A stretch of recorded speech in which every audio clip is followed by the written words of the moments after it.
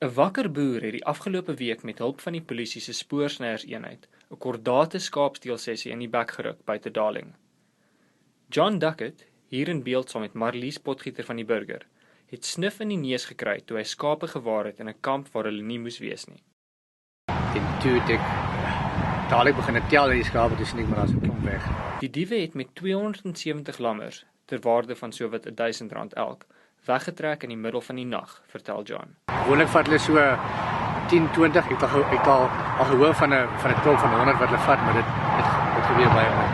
Die polisie het die veediewe agterna gesit en op hierdie tydelike kamp in die veld afgekom, waar die lammers vermoedelik gehou is sodat hulle met bakkies weggery kon word. Ek het redelik gebid en genip.